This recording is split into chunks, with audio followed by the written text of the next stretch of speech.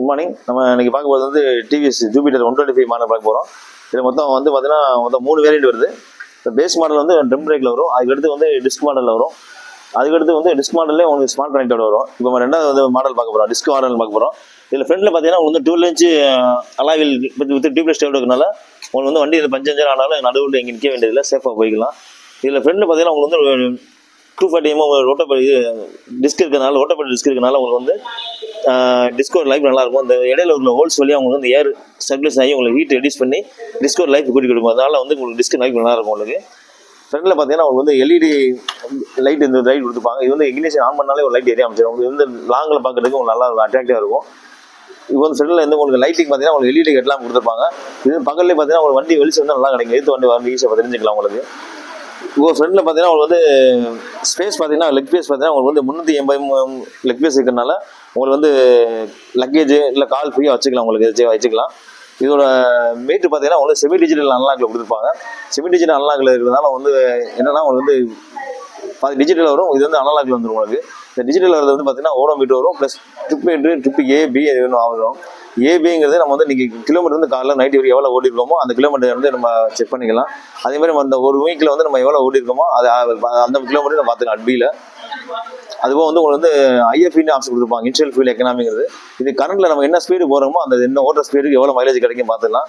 அடுத்து average fuel economy கொடுத்துருப்பாங்க. இது வந்து நம்ம வந்து இன்னைக்கு காலையில் நைட் வரைக்கும் ஒரு 60 கிலோமீட்டர் ஓடிருக்கோம்னா அந்த 60 கிலோமீட்டர் ஓட்ட ஸ்பீடுக்கு வந்து ஆவரேஜாக எவ்வளோ மைலேஜ் கிடைக்கும் பார்த்துக்கலாம். உங்களுக்கு இது வந்து மால்பெக்ஸ் இண்டிகேட்டர் கொடுத்துருப்பாங்க. இது வந்து ஸ்டார்ட் பண்ண இன்ஜின் ஸ்டார்ட் பண்ணவே ஆட்டோமேட்டிக் இது ஆஃப் ஆயிடும்.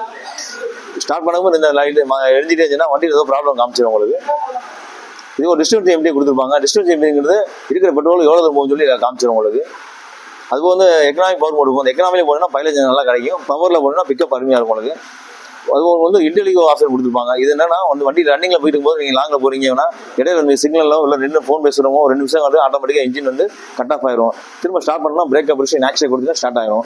இது வந்து எதுக்காக கொடுத்துருக்காங்கன்னா பெட்ரோல் சேவ் பண்ணுறதுக்காக கொடுத்துருக்காங்க. உங்களுக்கு இது வந்து உங்களுக்கு வந்து உட்காந்த மாதிரி உங்களுக்கு ஃபியூல் வந்து பார்த்தீங்கன்னா எக்ஸ்டர்னல் ஃபியூல் முன்னாடியே கொடுத்துருப்பாங்க. இது வந்து நீங்கள் உட்காந்த மாதிரி பெட்ரோல் போட்டுக்கலாம். இது வந்து 5.1 லிட்டர் கெப்பாசிட்டி இருக்குது. இதெல்லாம் இல்லைன்னா உங்களுக்கு வந்து நீங்கள் வந்து சீட்டை விட்டு இறங்க வேண்டியதில்லை, உட்காந்த மாதிரி போட்டுக்கலாம். இந்த பக்கம் ரைட் சைடு வந்து பார்த்தீங்கன்னா உங்களுக்கு யூஎஸ்பி போட்டு சார்ஜர் கொடுத்துருப்பாங்க. இது வந்து நீங்கள் வந்து லாங்கில் எங்கேயா போகிறீங்க அப்படின்னா நீங்கள் ரன்னிங்கில் சார்ஜ் போட்டுக்கலாம். உங்களுக்கு இதோட கிரவுண்ட் கிளேஸ் பார்த்தீங்கன்னா உங்களுக்கு வந்து 163 mm இருக்கிறதுனால நீங்கள் ஸ்பீட் ஏறி இறங்கும்போது உங்களுக்கு வந்து இந்த இது வந்து 160 mm இருக்கும். இது நீங்கள் ஸ்பீட் ஏறும்போது உங்களுக்கு உங்களுக்கு இன்ஜின் வந்து தட்டாது, உங்களுக்கு கம்ஃபர்டபுளாக போகலாம். இதோட வீல் பேஸ் பார்த்தீங்கன்னா 1605 mm இருக்கிறதுனால நீங்கள் வந்து ஸ்பீட் பண்ணி நீங்கள் டேர்ன் பண்ணி கட்ட போகிறதுக்கு உங்களுக்கு வந்து கம்ஃபர்டபுளாகும். இதோட சீட் லென்த் பார்த்தீங்கன்னா எந்த வண்டியில் ஏதாவது இருக்கும் 720 mm இருக்கிறதுனால நீங்கள் ஃபேமிலியாக போகிறோ இல்லை 3 பேர் உட்காந்து போகிறதுக்கு கரெக்டாக கம்ஃபர்டபுளாகும்.